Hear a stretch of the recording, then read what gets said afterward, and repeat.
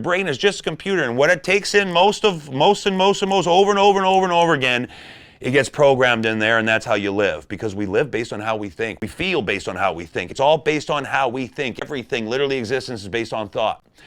So every day, every moment, as best and as most as you can, you got to reprogram your brain to think like the soul rather than the pained, traumatized human self, also known as the ego. And when I say ego, I don't mean egocentric or conceitedness. It's literally just the human part of ourselves that believes only in what it can perceive, the fucking physical. It believes we are just this, and this begins and ends. It believes we die. It believes we can run out of. It believes that our self-worth is outside of ourselves through validation from others. That's what we need to transcend, because it's always that dualistic game of soul versus ego, light versus darkness, truth versus bullshit, love versus fear. And as long as you're consciously playing your part in it, there's no way you can't win. There's no way you can't be the light, because you fucking are. Everything else is a illusion away from that.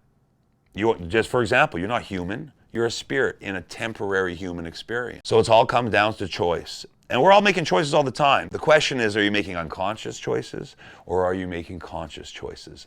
And the beauty about starting to make conscious choices, the soul that you truly are, that you're here to invoke into the physical experience, it is consciousness. So as soon as you become consciousness or conscious, in that moment you become your fucking soul.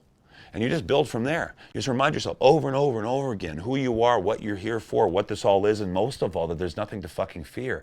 If you give your life your own attention, you'll see why even the worst shit had to happen. You'll see the God, you'll see the good in everything, most of all the worst shit, because everything is always unfolding in a way it needs to for you to learn what you're here to learn, so you can live your highest and greatest life.